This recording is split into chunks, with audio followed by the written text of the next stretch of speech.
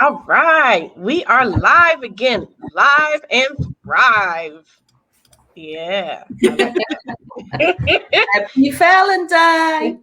Yes, happy Valentine's Day, ladies and gents, to everybody who's tuning in with us today. We are on day 2 of our Overcoming Anxiety workshop event that we have with Miss Stephanie. And man, day 1 was amazing. Do you want to do, well, first of all, for the people that don't know me and you all, my name is Ashley Jackson Thompson, and I am the owner of Timeless Dream Events. We cater to the terminally and chronically ill and their loved ones. Hey, Mama J. And we, whether it's birthday, wedding, showers, celebration of life, we are here to plan it for you. And I want to throw the ball to Miss Miriam. Hello, y'all. Happy Valentine again. Hope y'all enjoying a great morning, afternoon, evening. My name is Miriam Boldewijn, and I'm the owner and founder of Caregiver 2.0 6-week online live program. I've been a caregiver for more than 20 years to my husband and my brother. And because of my experience, I have the pleasure and the privilege to guide you. Awesome. Thank you. Stephanie. Good morning. No, afternoon, everyone. Well, it could be morning for some. This is true. It could be morning. So, hey, and happy Sunday. So excited to be back here for day 2. My name is Stephanie Lora Bearce, and I'm an anxiety and empowerment coach, Reiki master, and speaker. And I'm so happy to be here this weekend contributing to this conversation and talking about all things anxiety, getting into more of a power place around where anxiety pops up in your life. And I'm so thrilled for today's conversation.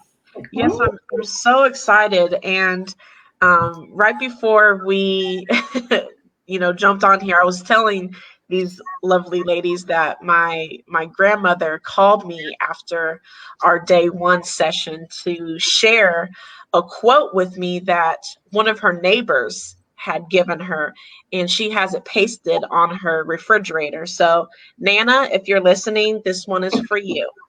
And I am going to keep this on my phone for all time, and I'll type it in the comments too. But the quote says, "Things turn out best for those who do their best with the way things turn out." Oh, I love it. I like that. So, how I brought up yesterday about, the whole controlling aspect, getting over the fact that I can't control everything. Watching your attitude with the things that you can't control. That's what I get from this quote.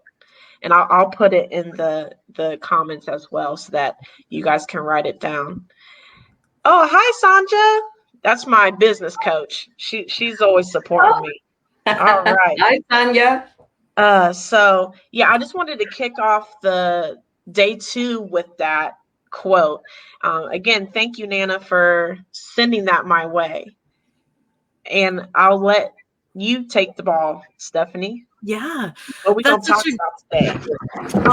I love that quote first off, and I feel like it really did just go so in line with what we talked about yesterday. And absolutely. If anyone is hopping on today for the first time, I really encourage you to check out yesterday's conversation as well. Talked about a lot of great things that are really going to build into today's. So it is Valentine's Day, which is, such a commercialized holiday, and I understand that, but I love and preach self-love and self-care so much that I love taking Valentine's Day as an opportunity to remind women everywhere about their self-love and their self-care. And so that's going to be part of what we are going to talk about today, how self-care actually is such a healing Miriam, would you mind muting your oh yeah thing? Thank you. Sorry, I totally own my own shortcomings. I talked about this yesterday. I have this weird executive functioning thing. When there's stuff in the background, my brain just goes by.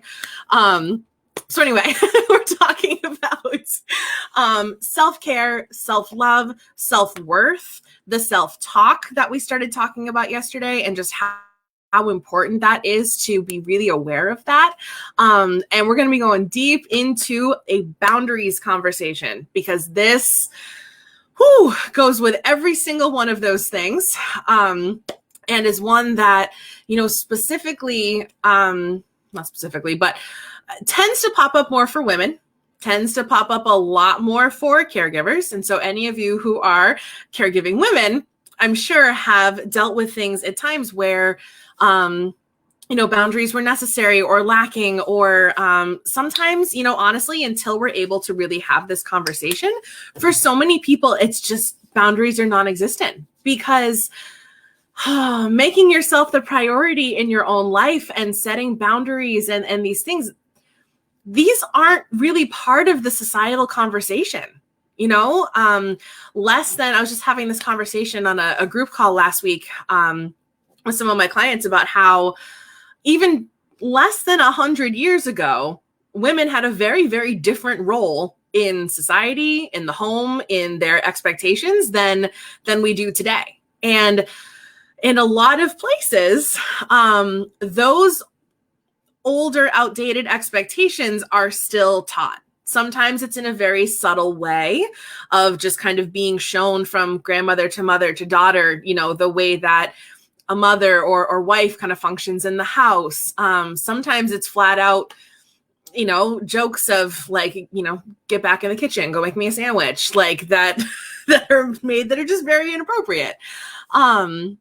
So, we're battling against a lot of societal norms, a lot of, and those are on top of the things that we're dealing with on a day-to-day basis. So as a caregiver, you're in a position where you are responsible for whoever it is in your life and whatever the situation is that you are taking care of someone for. And so I'm sure, and I've had conversations with Miriam and Ashley and a few other people in the past, that it can often feel at times, and I would love to hear from the two of you, your experience with this, that, that you're not really able to take time for yourself, that sometimes it feels selfish to take time for yourself. And yeah, I saw Ashley with that. I would love, why don't you come talk about that, Ashley? I'd love to hear your perspective on that. You know what? Miriam tells this so well. I'm going to throw that to Miriam. Miriam, I want you to say what you always say when we talk about our lack of self-love when it comes to caregiving. You mean the cape? Yep, that cape. We need to burn story. it. Yes. Okay. Ashley and I always thought that we were super heroes. Super heroes don't cry. Super heroes can do anything. They can take care of their loved ones, and they can get the groceries. They can be the driver. They can be the cook. They can be the cleaner. Everything. And super heroes don't cry, like I said before. But this super hero, she cried. She cried a lot when she got a question, Miriam, how are you doing? And I was mad at myself because I thought it was selfish when I took care of myself. And I had to take off that cape at a certain point and set my boundaries. So I'm so happy, Stephanie, that you brought this up, because I can totally understand. I know what it's like when you feel like a superhero and act like a superhero. Yeah. And, it's that projection that we put on ourselves. Like when you said superheroes don't cry, superheroes don't get tired, they can do all the things and show up for all the things and take care of the whole life. And that's something that, that cape that you're talking about, that's something that we've draped over our own shoulders. That's an understanding that we have projected on ourselves. That might not even be the understanding of, or the expectation of the other people in your life. But, a lot of times our brain will construct this, okay, well, I have to do this and it has to look like this. And then we have to go over here and do this. And there was a story actually that you had shared in conversation I think it was on our last, not yesterday, but the previous call that we had done, where one of the people you're connected with was able to change her perspective about something. And this is such an interesting thing that the brain does, right? We tend to think, okay, it has to look like this and I have to do it like this. And so any other option outside of that box just doesn't exist. And I think in this case, it was something about groceries. And which is so funny because I actually work as an Instacart delivery driver on the side. It gets me out of my house. It, helps, especially with the pandemic this year, with the way my business suffered. It was really awesome to be able to make a little money, help some people who couldn't leave the house. And so I obviously knew about Instacart. Some people don't know that there are places that will deliver your groceries. There are places that will, take care of things for you. And this is part of what I was saying yesterday with you can't beat yourself up for what you didn't know when you didn't know it, because sometimes we just don't know things. and then when we do, it seems like, oh my God, well, why haven't I been doing this forever? And in this particular case, I remember you talking about how someone was, really overwhelmed and didn't know how they were going to fit everything in. And then finding out about this, this other option that was outside of the box of what they had perceived as what was possible changed the entire game for them. And this happens so often when we put that cape on. We think, okay, well, this is how it looks, so this is how it must be done, so this is how I have to do it.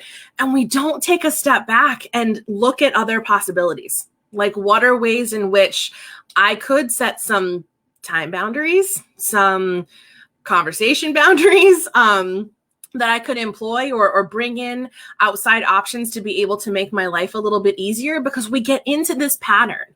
And I really want to challenge anyone who's listening today to take a look at your pattern. Take a look at the things that, what's in that box for you.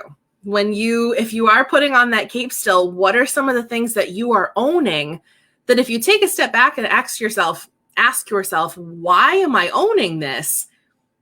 That might be a conversation that needs to be had with yourself. When we start to question, why do I think this way? Why have I decided that I must do this? Why is it being done this way? And it can be really eye-opening and also kind of triggering sometimes when you think like, oh my God, why haven't I been doing this for the last 2 years? It could have been so different. Like, again, just like I said yesterday, when we realize things about ourselves, the first thing that we tend to do is beat ourselves up. So we're going to take that mental baseball bat and put it down, because we're not here to do that right now. We're not shaming. We're not self-judging. We're not doing any of that. And I really, really want to challenge anyone listening today to take half a step back and look at some of the things within your day that are causing you a lot of stress, that are spiking your anxiety, that I call them energy leaks in the work that I do. So things that are causing energy leaks from your body that literally just suck the life out of you on any level. And sometimes maybe it's a certain phone call you have to make. Maybe it's a person you have to interact with. Totally happens. Yup. And so that is a huge stressor for me. I'm sorry, I didn't mean to cut you off. No, please share. That just really spoke to me. That is a huge stressor for me. A person, because I know that this person is so draining. And it's like you psych your mind out, and it's literally sucks your energy, because that person you're going to have to talk to is going to suck your energy. So it's like you're already zapped before you even do the thing. Yes. That's part of that anxiety foundation we were talking about yesterday. Like, those are the little things that, in the hours beforehand of having to do something, spike up your anxiety or your stress before it's even there. And yeah, an energy leak can be a person. It can be a place. And I was just going to say too, a place, because, before I found my purpose and such, I, worked for a company that I came to despise, heavily despise. I And hear that. it manifested itself physically for me. And every time I would pull into the parking lot, I would literally be late every day. I would be in the parking lot, but I would literally be late walking into the building because I would just be sitting there in my car like, do I really need this job? And I'm like, oh wait, I got bills. And then that would give me all kinds of other anxiety. Oh, But people, places, things. I mean, I'm you're talking to my heart this morning for sure. yeah. Hearing you just describe that brought me back to when I felt the same way about my old job and my old career before starting my business as well. When you said you're like, I would be there, but I'd be late walking into the building, I was like, oh God, it's like you're in my head and my heart and my car right there. Because that's what happens when these places just become something that suck the life out of you. Yeah. It's very true. Also the idea that you have 1,000 things to do. That was my trigger. Like, oh, I have to do this tomorrow. I have to do this, that. Oh, so much. And then I would walk into the kitchen and what am I here for? I totally forgot. There's anxiety and memory and focus issues. Yep. Yeah. Ashley, you're muted. Oh, I saw you talking, but you were muted. I didn't realize. Oh no, I'm just in the choir right now. I said that is so true. Yep.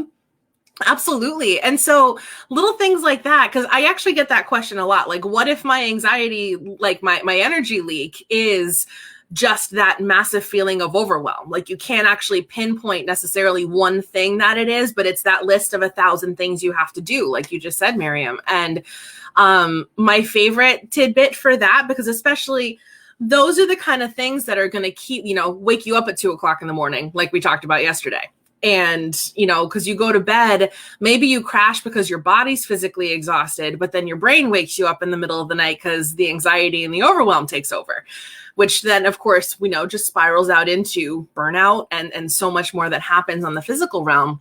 But for those sort of things, doing a brain dump at night before you go to bed, having, whether it's, a notebook or a sticky note or a tiny notebook next to your bed, especially if you notice that it does happen a lot at night or you wake up in the middle of the night anxious about things, set like a 3 or 5 minute timer before wrapping up your day and jot down everything that's rolling around inside that beautiful little brain of yours and get it out.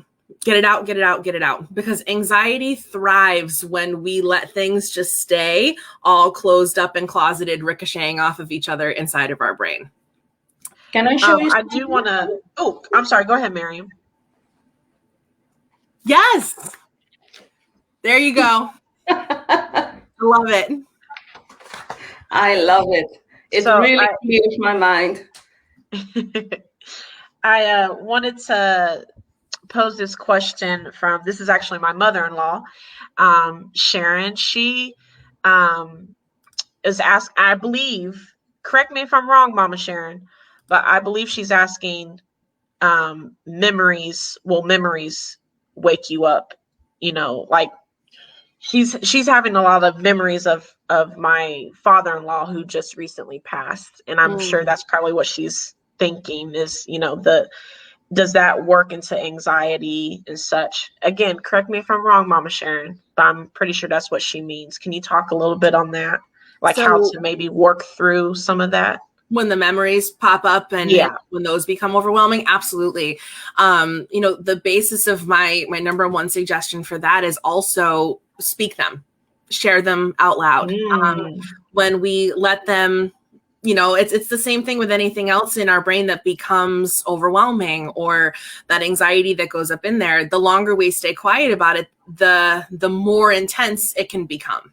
And so if you don't have anyone around to share verbally to, writing down and journaling. I know, Miriam, that journaling is one of your favorite things to do. We've talked about that before. And so writing it down, to get it out, sharing with a friend or a family member this memory that you have, because not only does it help express what's going on, because, you know, going through those memories coming up, it's part of the grieving process as well. Yes. You know, and this can also happen when maybe you haven't actually lost the person, and it's memories of events that were very traumatic, or things that you've gone through in your journey or in your caregiving experience with the person that you're with. I'm sure there have been days that everybody could probably think of that were very highly emotional, that maybe still come up every once in a while. And so we take the power away from those overwhelming memories, from those overstimulating moments, from the flood of things that can come back when we express it out loud. It puts you back in the power place because you are expressing, you know, sharing that for yourself. And it makes it something that you're able to share and an experience, instead of something that has to really rule what's going on inside of your mind. Does that make sense? I mean, that makes total sense. You know, coming from someone that's lost their father and almost lost a husband, I've had to deal with different sides of grief that I never thought I would at such an early age. Absolutely. But, you know, the actual physical loss, someone's gone, and then a loss of what my life, our life was going to be. I had to grieve what I thought my life was going to be like with my future husband. And it's gone. It will never be that way. It's going to be a different way.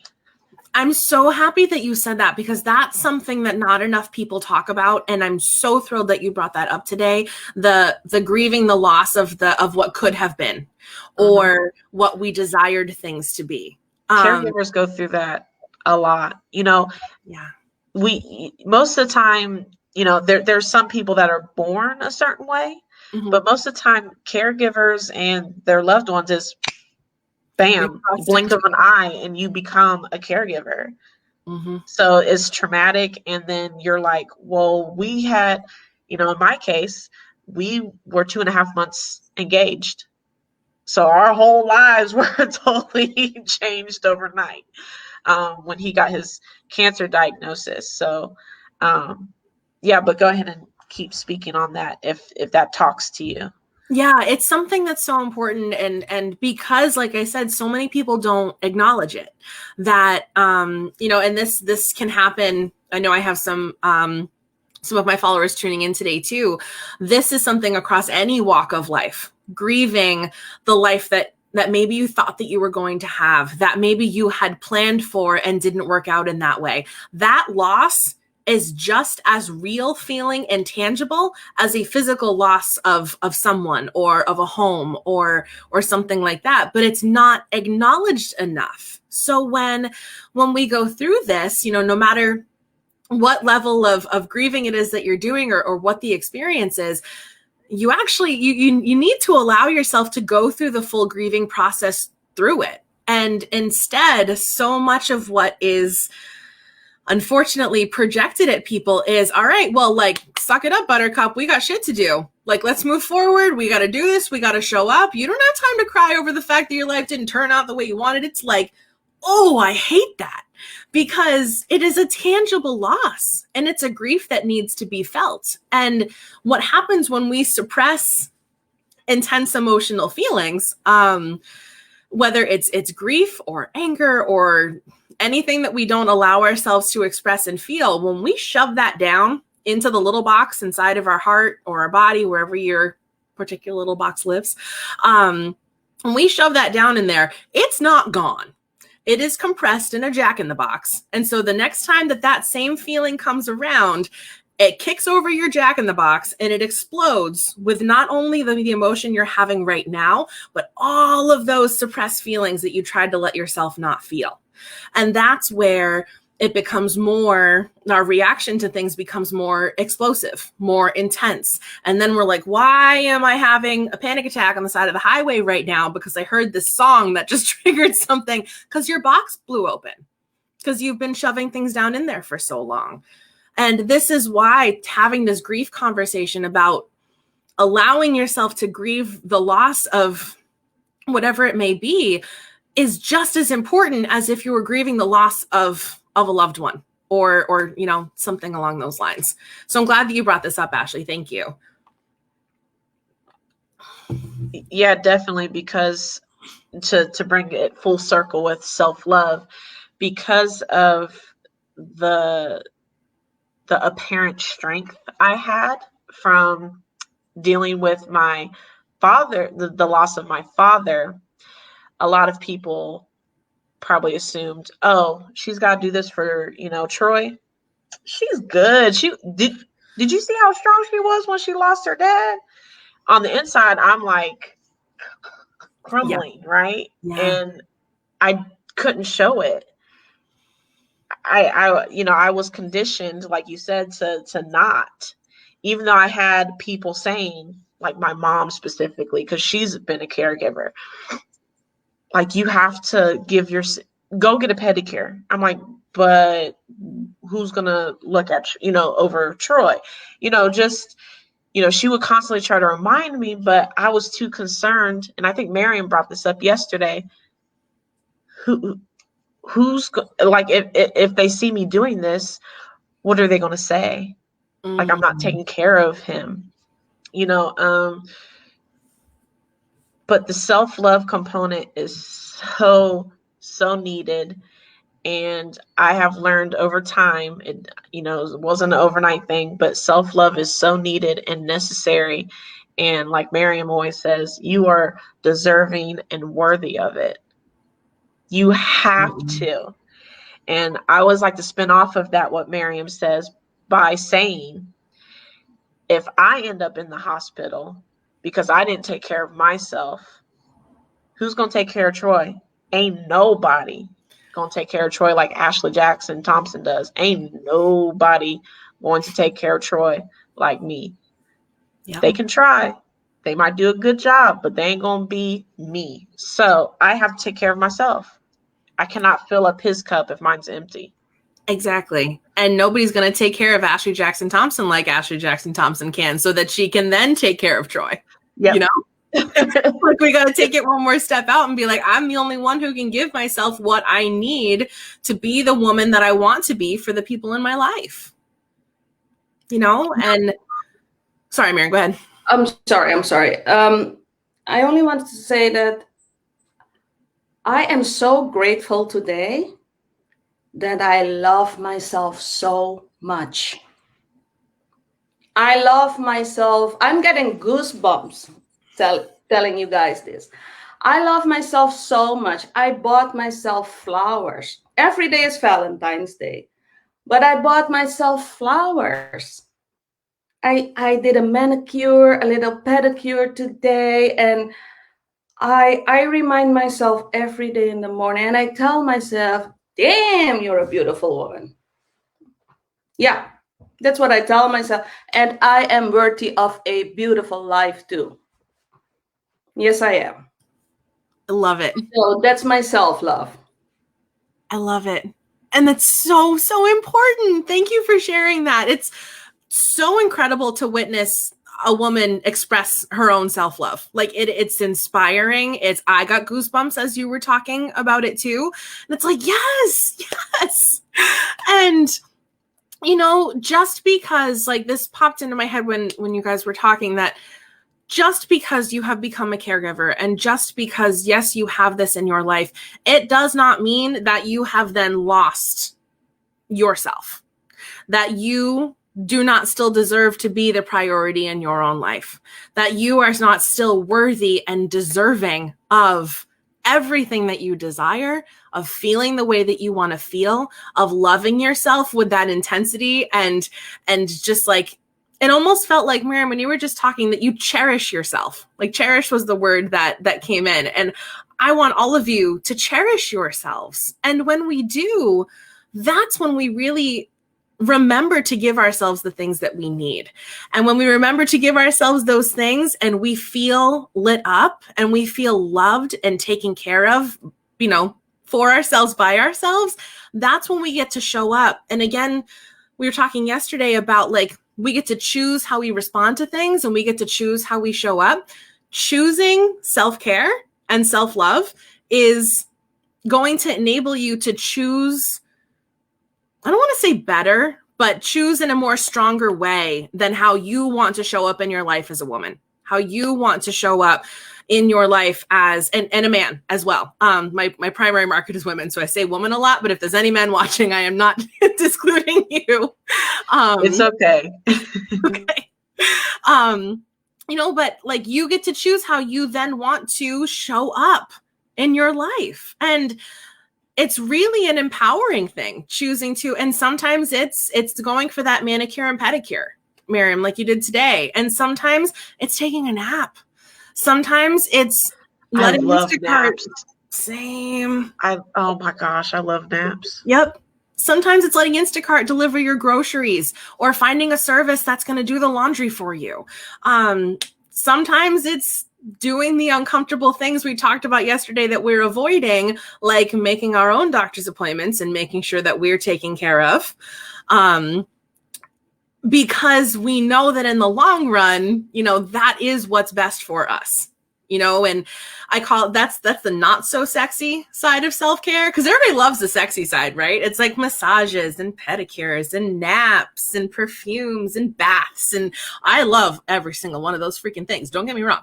However, the not so sexy side of self-care, like paying bills and making phone calls and going to the doctors and setting boundaries, which can be really difficult sometimes. And I definitely want to make sure that we come back to that a little bit, especially when it's a person we need to set boundaries against, or not against, but with ourselves for.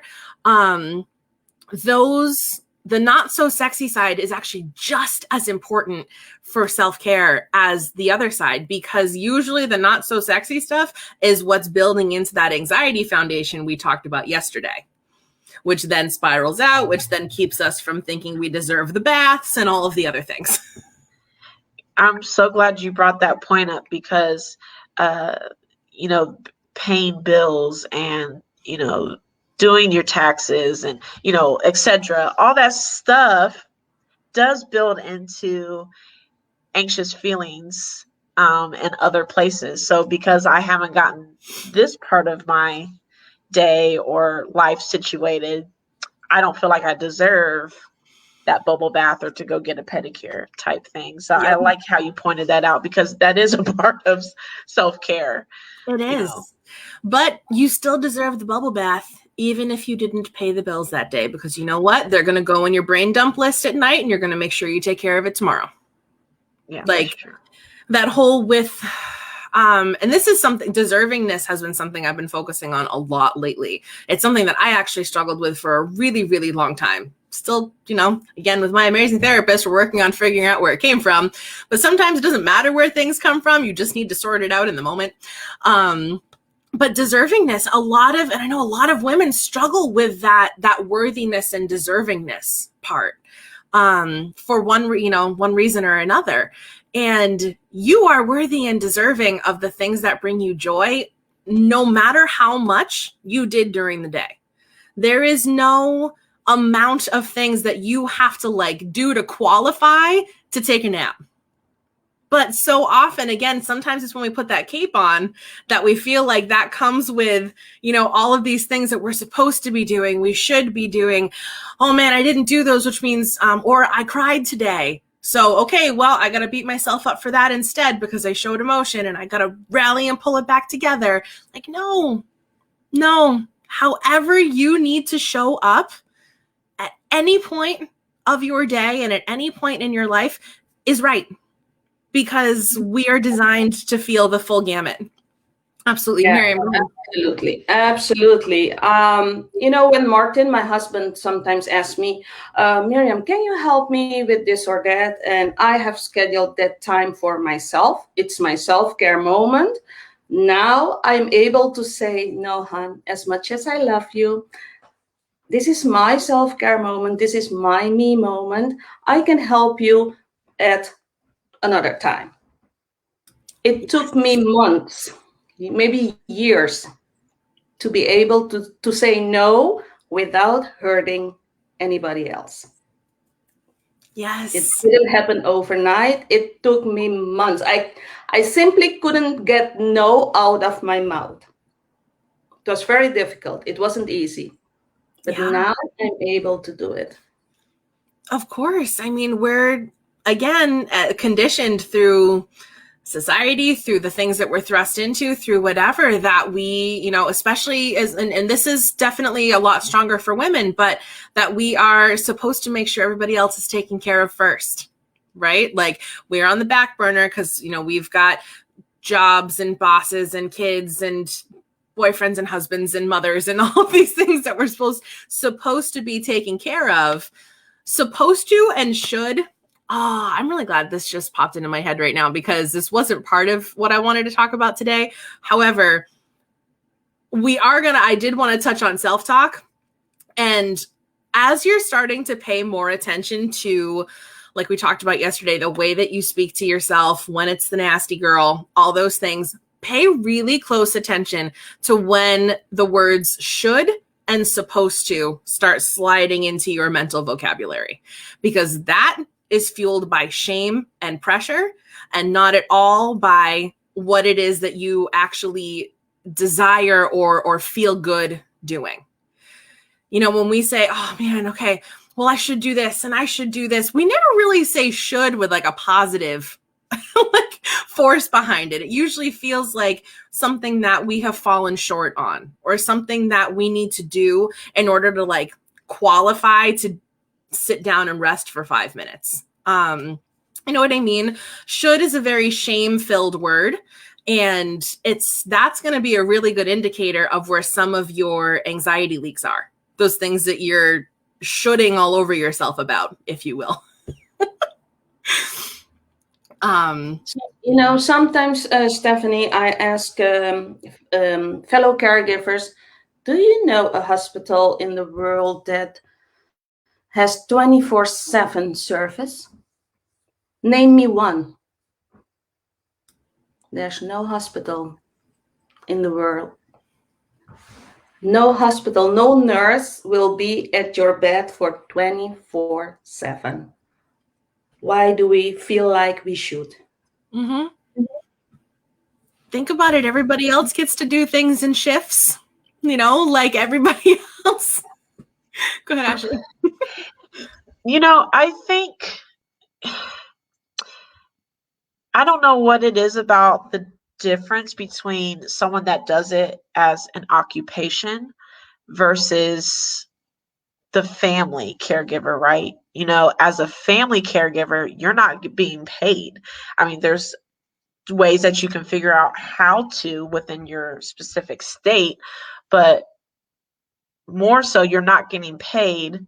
And then two, you're, you know, made to feel like you're supposed to be there 24/7, right? And I don't know where this notion came from, because it's not reality.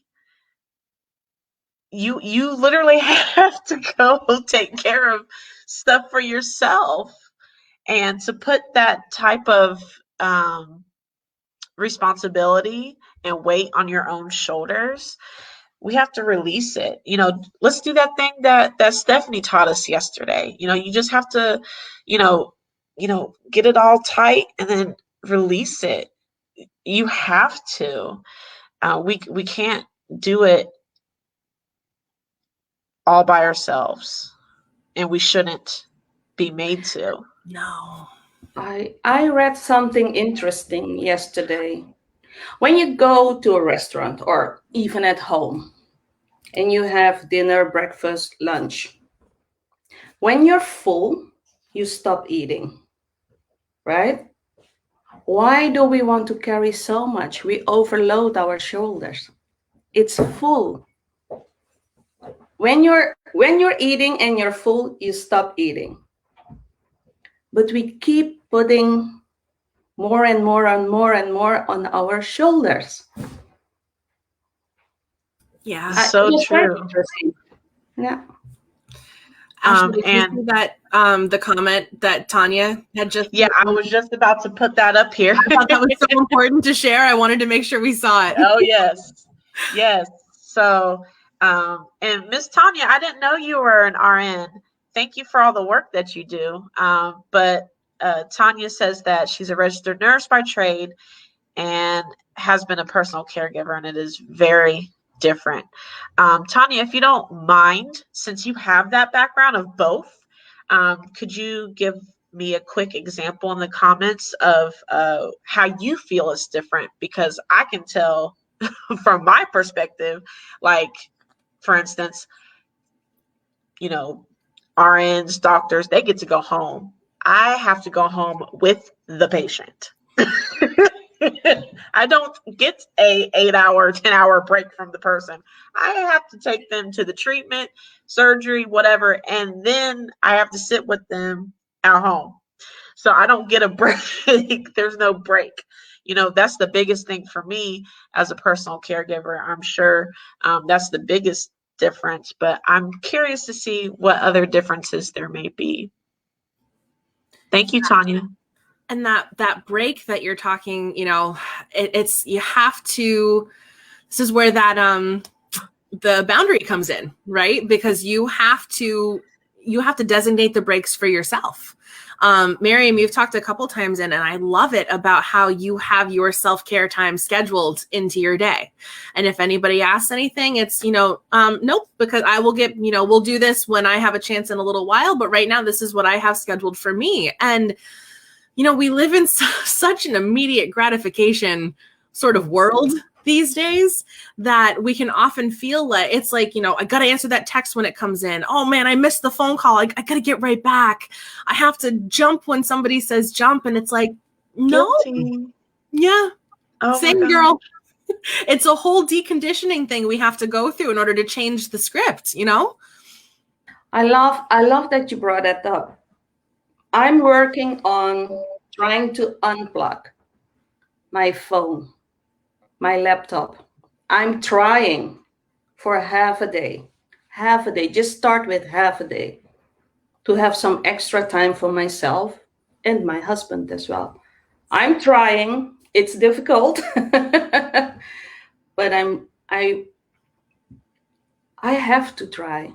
You're so busy. You're busy the whole day with looking at your phone, looking at your screen. It's sometimes it's overwhelming.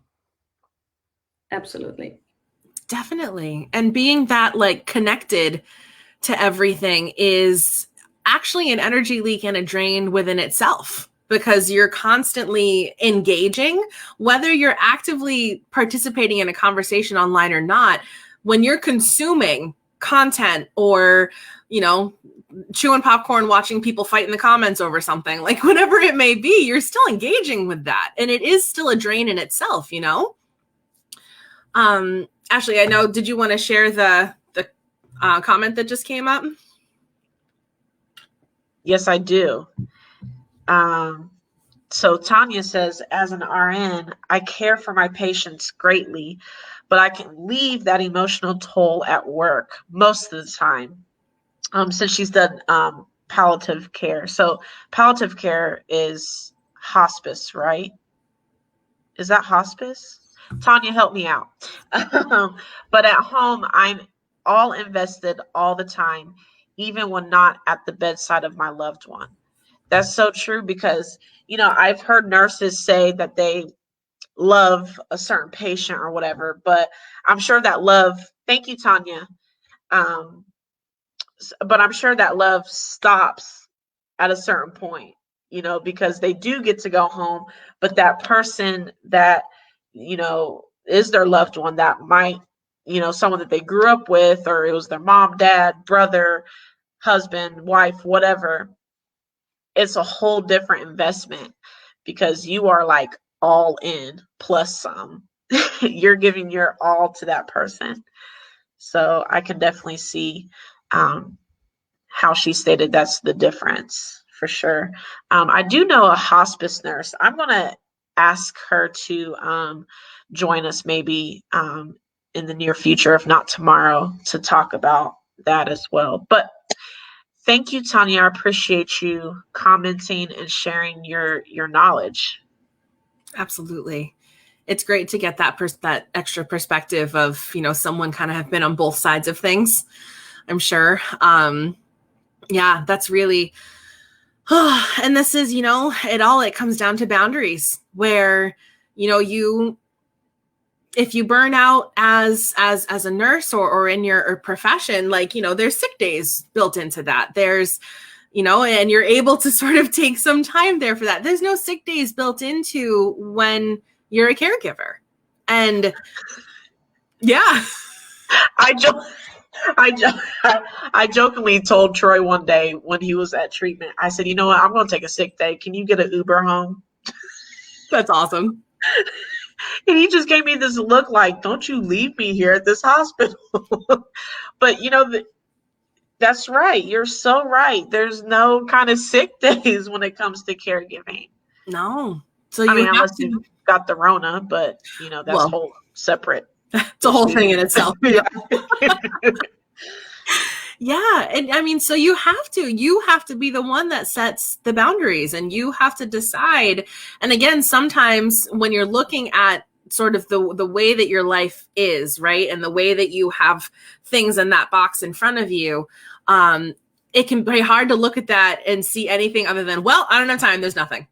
There's always something that can shift, even if it's just a fraction of an inch at a time. And I mean, I am the queen of baby steps. I am obsessed with small movements that make a larger impact, because when we try to do anything in like a 0 to 60 sort of manner, it doesn't work. We are not able to maintain, you know, the same conversation. I used to work as a health coach. And so I would talk to my clients as that before I got into this, and they'd be like, all right, cool. So tomorrow morning, all right, I'm going to eat 100% on my meal plan. I'm going to work out 7 days a week. I'm going to drink a gallon of water a day. And I'm like, girlfriend, no, you're not.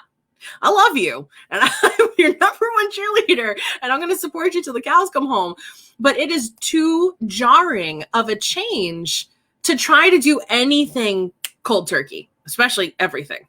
So when you're looking at your day and your life and your schedule and you're like, all right, well, I have to change it all because this isn't working, we don't do it because it gets overwhelming. And then we fall right back into whatever consistent rut behavior, whatever it is that we have started. So taking a look at your day and asking, like, what's my 1%?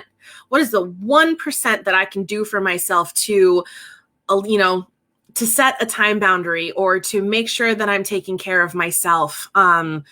You know, the 1% is a lot easier to fit into than, you know, how do I change our entire schedule to try to make sure that I'm doing all the things? It's just not going to happen. And I say that with so much love to everybody who, I mean, I'm the queen of that. Like, I want to go gung ho of like, all right, cool, we're going to do it all. No, we're not. It's not sustainable, you know? No, and baby steps are also steps. Yes. I always say, walk before you run. Yep. Sometimes I'm just like, okay, I'm going to do this. Oh, yes, I totally got it. No, you don't. No. No. It is so important. And there, oh, I love it. And there's this great image that actually one of my clients brought to a session the other day, which was, I love when my clients bring stuff to me and like show visuals and things. And it's it's like a sketch, and it's 2 ladders and 2 different guys. And it actually says something along the lines of like, baby steps are also steps or something like that. One of the ladder has evenly spaced normal rungs, and one of them has these giant gaps between each rung. And you're watching the guy with the little steps be able to progressively go so much further and faster than the guy who's trying to throw himself at the next rung. Maybe grabs it for a hot second, but then you have to use your entire body weight to pull you up to it, and then you fall off. Like, it's not that consistency happens with the smaller steps. Because once you start, the really cool thing is paying attention to the ripple effect that happens.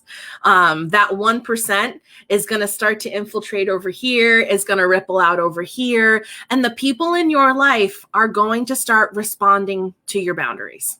And Boundaries can be difficult because I know, Miriam, you mentioned feeling like it was so hard to say no without feeling selfish. And sometimes when we set boundaries, there are people that push back against them. But the only people who are going to get upset about you setting a boundary are those who were benefiting from you not having them. I'm gonna let that one just sit for a hot second. The only people who get upset about you setting a boundary are those who benefited from you not having them. And a lot of times these end up being people who we care a lot about in our lives and who care a lot about us. But when you change the game for people, they get uncomfortable, they get scared, they lash out because they don't understand why things are changing, why you're changing, you know? And this ties back into yesterday's where we talked about how someone responds to you has nothing to do with you and everything to do with them. So if someone gets upset about a boundary, that's not a reflection on you.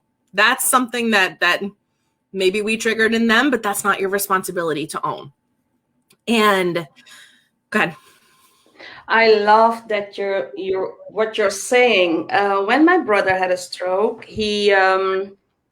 I was in the hospital every single day with him. And at a certain point, I was so exhausted. So what I did is I explained why I couldn't visit him every day anymore.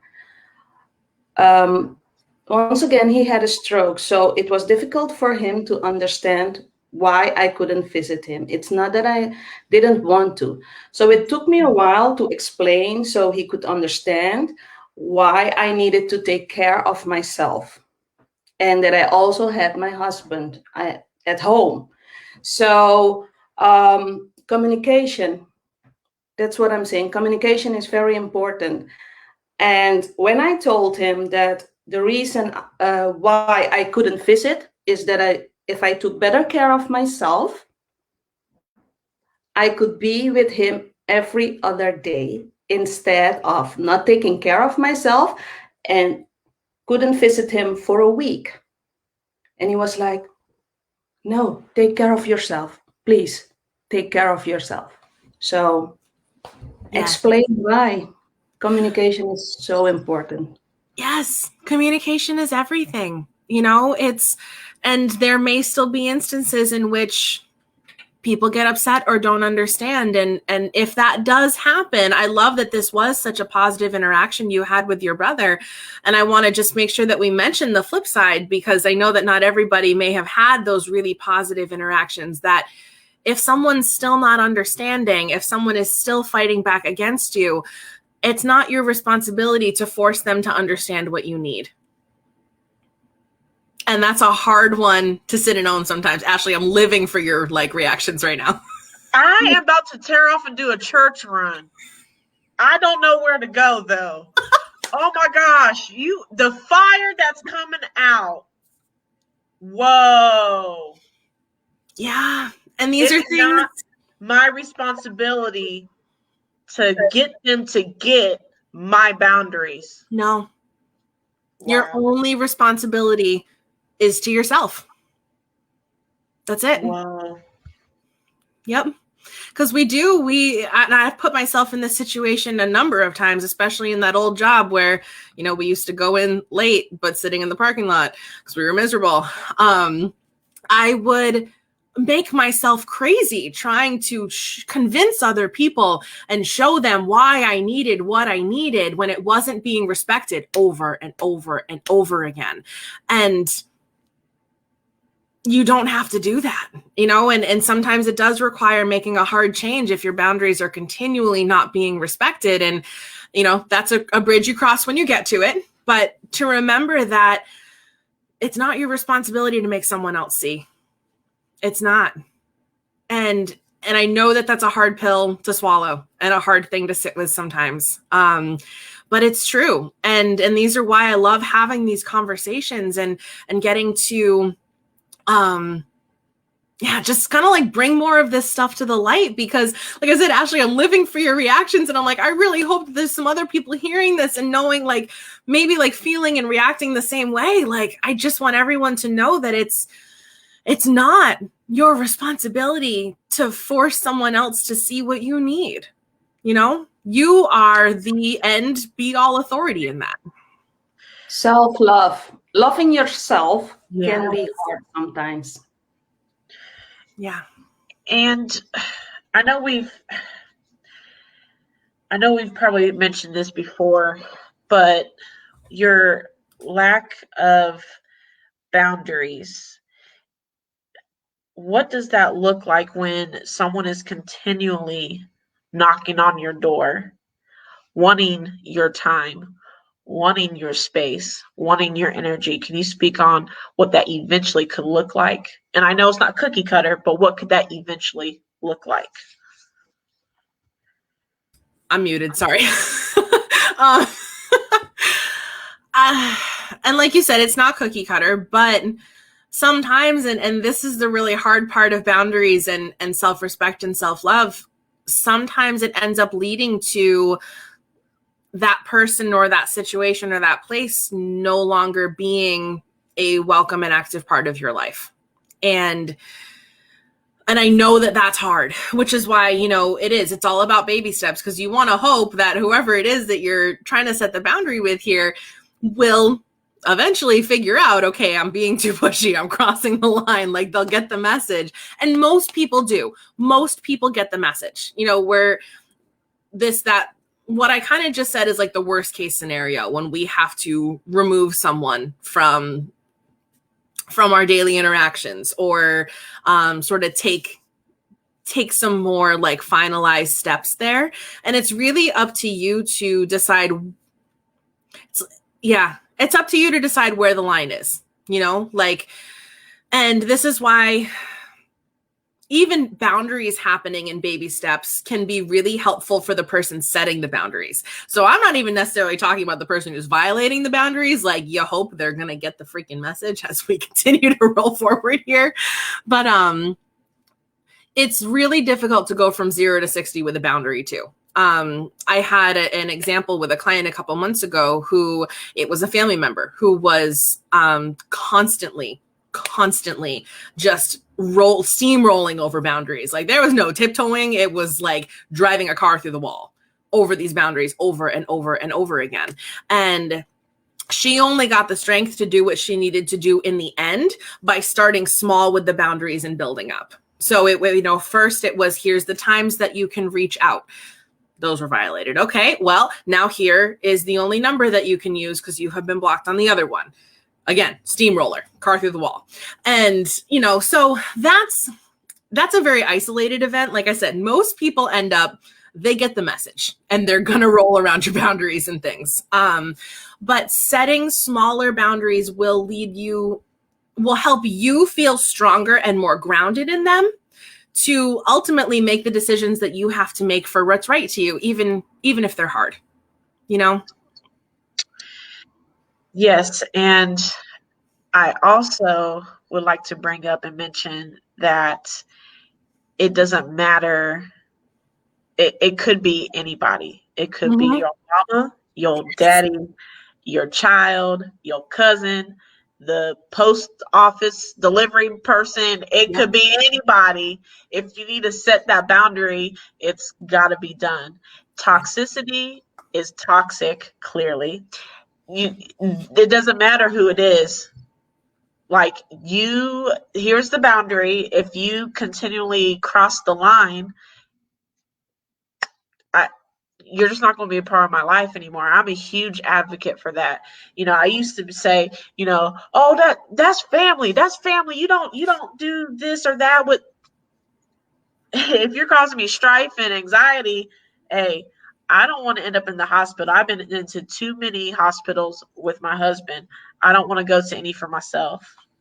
No, I'm so glad that you said this, Ashley, because I'm sitting over here like fist pumping the air, and now it's my turn to react back to you, because that's so important. I don't care who the person is. I mean, technically, if you depending on what theory you have of evolution and creation and all of that, we're all related, you know, depending on how you look at it. So everybody's your freaking cousin. And so, you know, there's this projection of, and like you said, the way that you used to think too, like, oh, well, it's family, you know, it's my auntie, it's my mom, it's whatever it is. So I got to be nice. I got to put a good face on. I got to make sure. No, you do not, because they are a human. The same way that your postal man is a human. You can love family from a distance. Yes. Oh my God. I love Mama that. Day with the fire. Oh I my wish God. I had like clapping applause, you know, sound.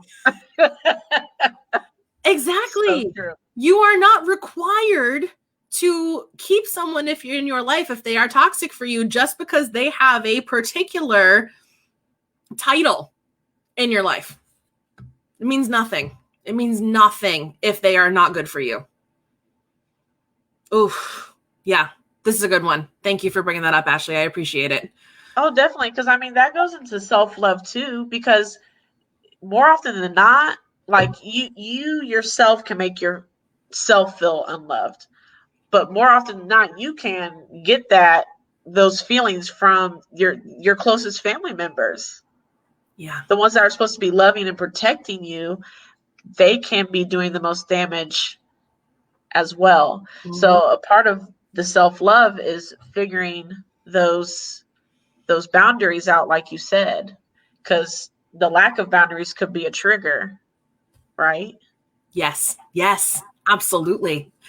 And I love how all of this does it rolls and ties into each other, because sometimes the energy leak or the lack of the boundary is the trigger. So then we're talking about, ooh, okay, so that triggers to my anxiety, which could be alleviated by this.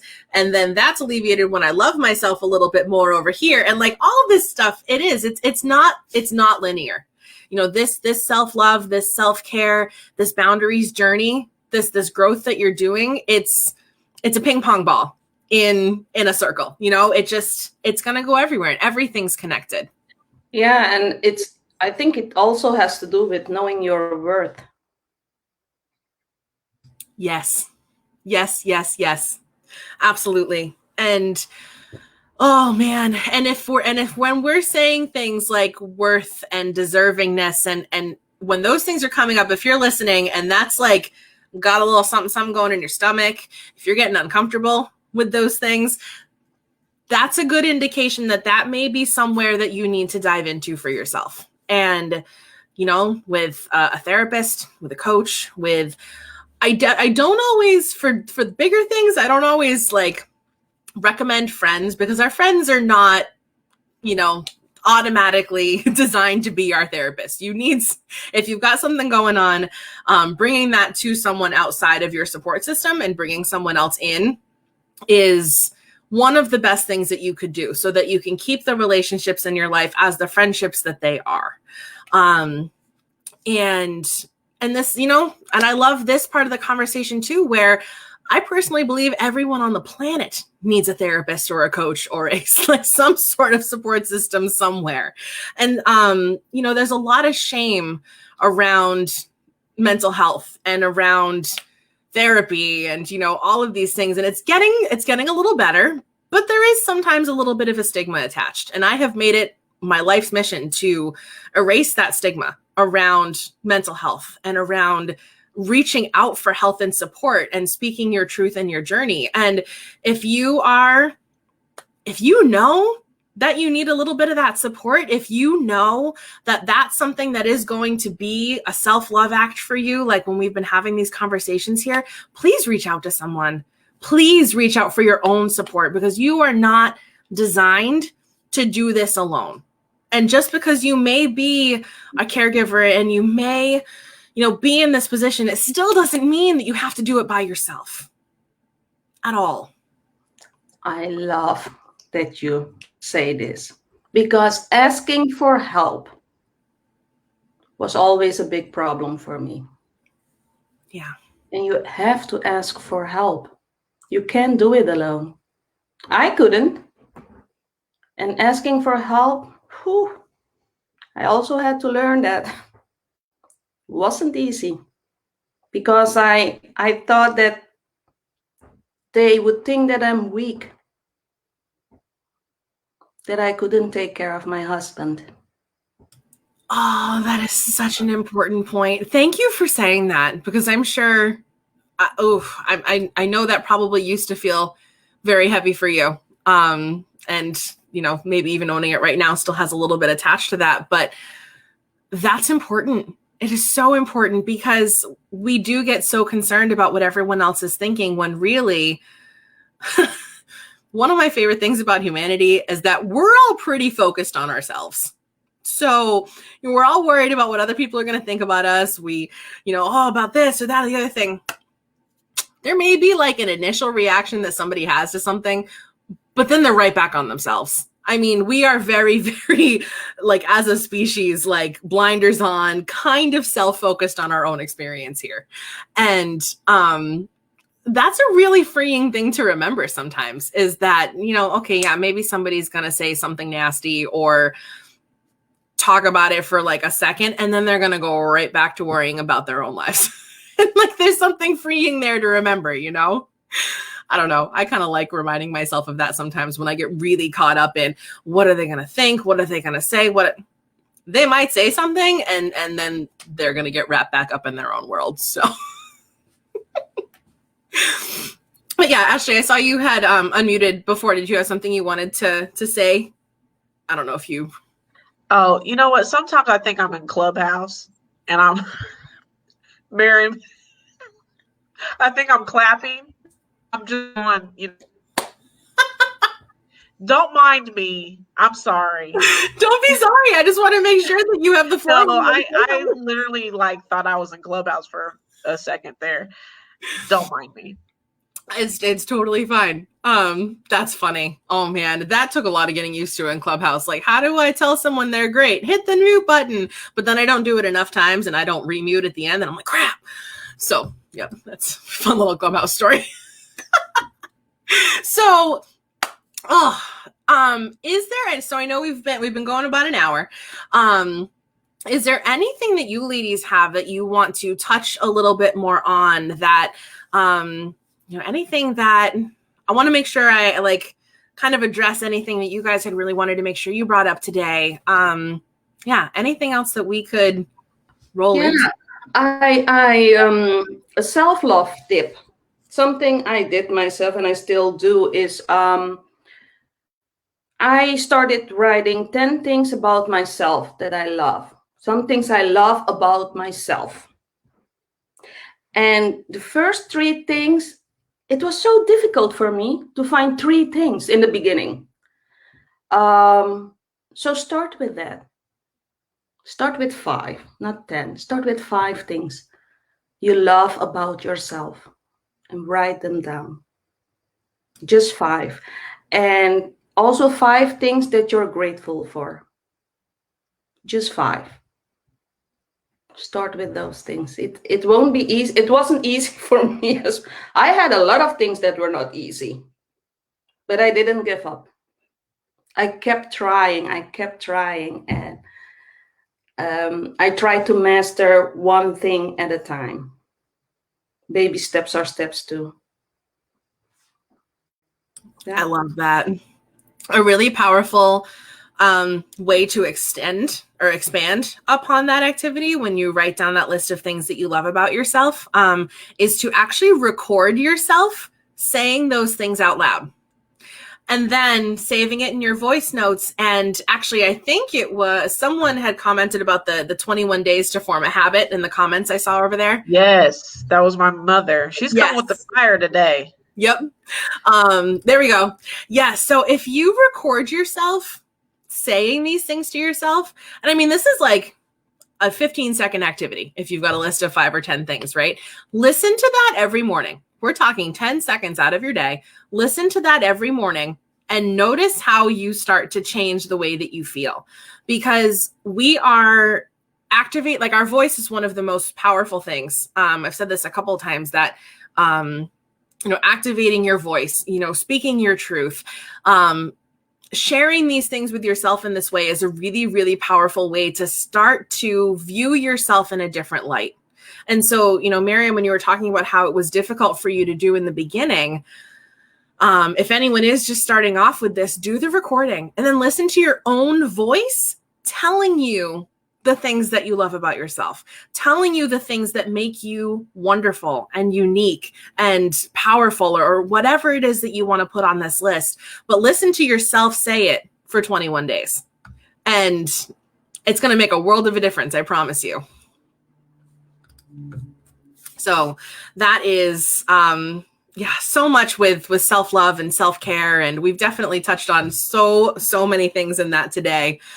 Oh, I love it. And there are some, I'm just looking at my notes to make sure I didn't miss anything over here for today. We've kind of infused self-talk throughout like yesterday and today, and there's going to be more of that too. So that's more of like a arching theme, I think. Stephanie, I remember that you said something about, is it power posing? Yes. Oh, that wasn't on this list. That was on the other list. Thank you for saying that. Oh, I love power posing. So yesterday we made funny faces and did crazy things with our shoulders and our hands. And so today, power posing is a super powerful. We're just going to use the same words over and over again. Powerful activity to do for yourself. So there's been studies done on this. So this is in a lot of like the confidence building conversations that are out there. But doing this power pose, which is basically, ironically enough, standing like a superwoman, or a superhero, actually inflates your confidence, gives you more of, it's a very, very grounding activity too, because you're activating your whole body in it. And I will get up and show you guys in a second what I'm talking about. But this is something awesome to do before you, maybe before you're making like one of those phone calls that's just like causing you a ridiculous amount of anxiety, or before going into an appointment, before walking into a room that you just know, maybe it's even the room of your loved one that it might be, you're feeling a little bit emotional, a little bit scattered that day. Take a minute and do a power pose and get yourself like, getting your body and your brain, and it sets the tone and the intention for, again, just power, right? The groundedness and you taking control of how you want to feel for the interaction that you are about to go have. And so I wonder how this is we'll figure this out here. So what you do, you stand up. I don't even think you're gonna be able to see my whole body here, but so your feet are hips width apart and you're standing, and you are literally, we're gonna put this up here because this is actually the important part. Your hands are here, shoulders back, chest out, and you are power posing like a superhero. And whoop, lost my chair. Okay. And you are standing in that power pose with, again, chest out, shoulders up, your chin up too, super important. And your feet are hips width apart, which is a really, really grounding way to stand. It's very like, your body is rooted in that particular moment. And you're just breathing in that space. Maybe those like the deep breaths we talked about yesterday, the in through your nose and out through your mouth.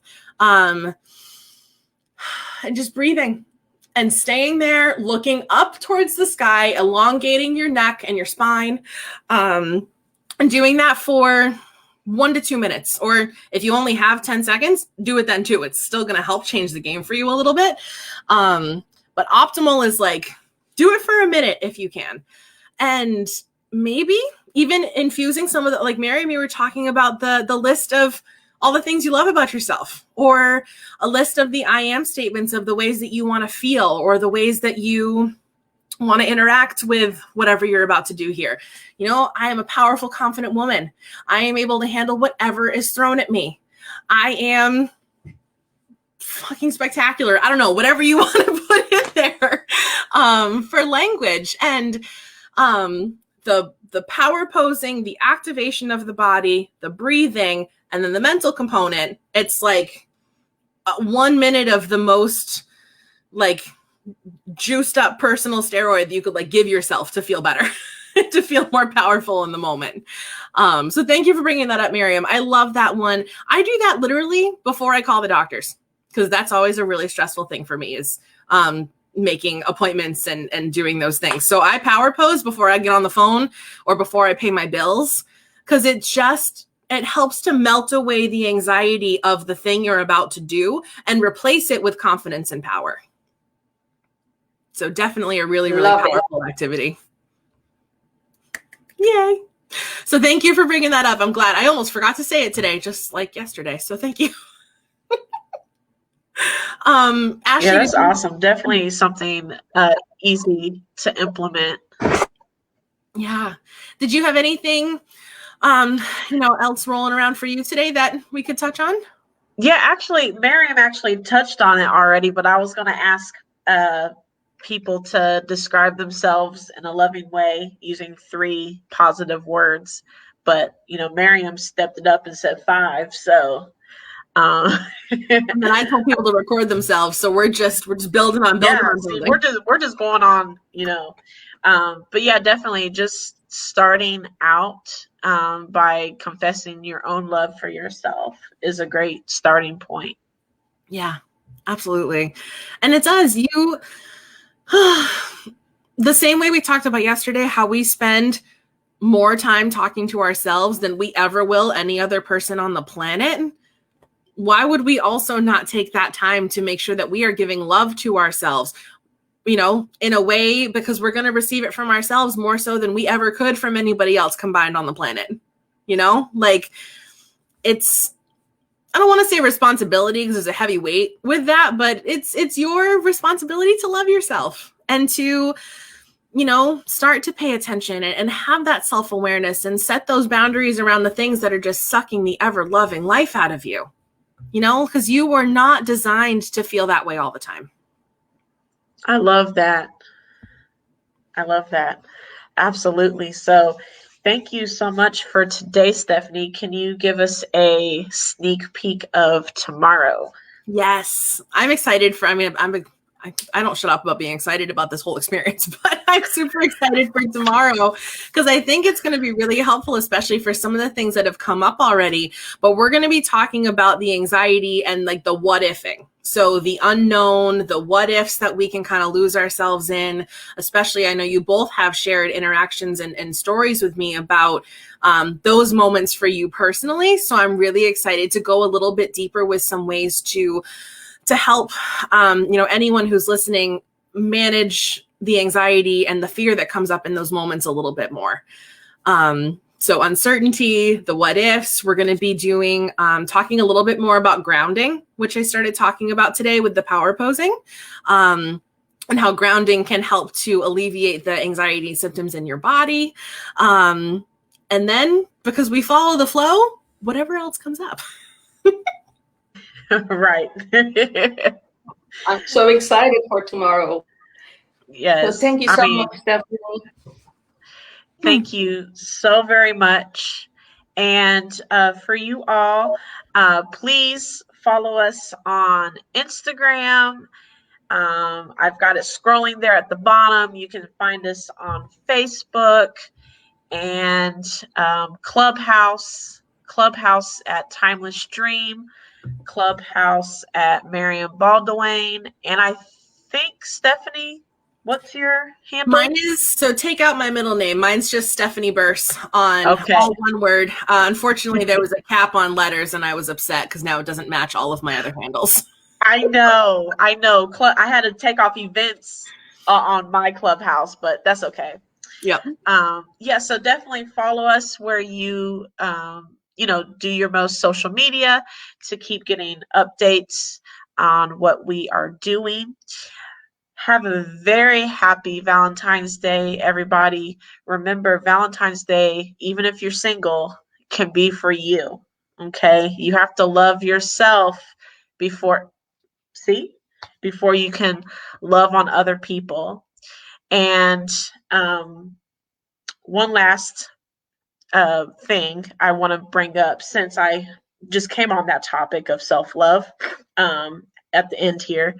Be sure you can still grab your Treat Yourself self-love box at timelessdreamevents.com.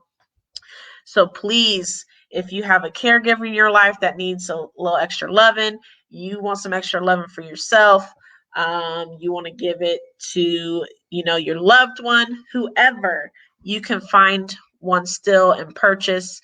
You'll actually get a one-on-one talk with Miss Miriam here, and several other coaches are involved, plus the 5 Love Languages book and self-care journal, amongst many other things in the box. So visit www.timelessdreamevents.com if you would love to snag one last Valentine's Day gift for you or a loved one. And I am going to sign out now. So thank you, Miriam. Thank you, Stephanie, for your time. Until tomorrow, ladies. Thank you so much. Bye. See you tomorrow. Bye-bye. Bye-bye.